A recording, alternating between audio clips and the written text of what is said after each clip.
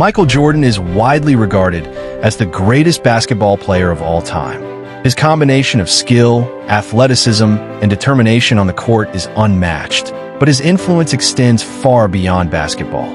Michael Jordan revolutionized the sneaker world, creating a cultural and financial phenomenon that continues to impact sports, fashion, and pop culture decades later.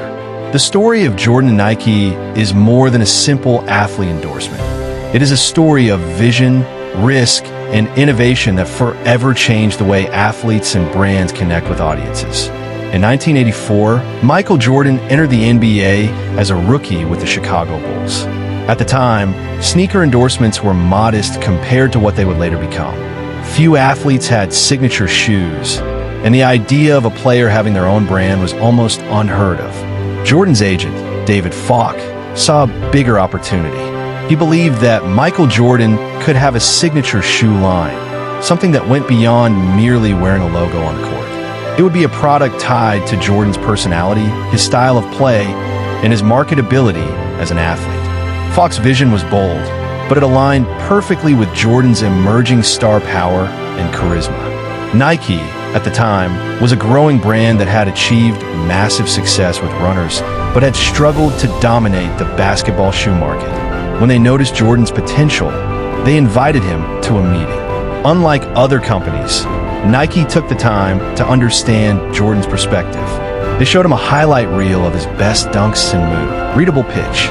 They showed him prototypes, marketing ideas, and a vision for something no rookie had ever been offered, his own signature line. Nike offered Jordan a 5-year, $2.5 million contract plus royalties, unheard of for a rookie in 1984. Jordan still hoped Adidas would match the deal, but they couldn't. With no better options, Jordan signed with Nike, not realizing that he had just stepped into one of the most important business relationships of his life. Nike immediately went to work designing Jordan's first shoe, the Air Jordan 1, featuring bold red and black colors.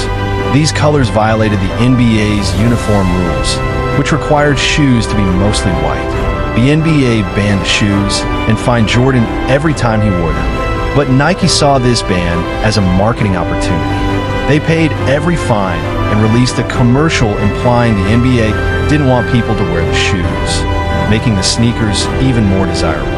The Air Jordan 1 exploded in popularity, earning over $100 million in its first year alone. This success turned Michael Jordan into a cultural icon long before he became a champion.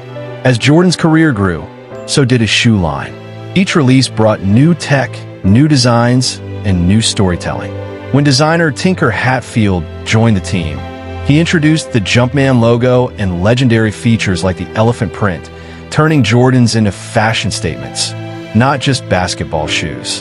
In 1997, Nike launched the Jordan brand as a separate division, officially turning Michael Jordan into a global brand.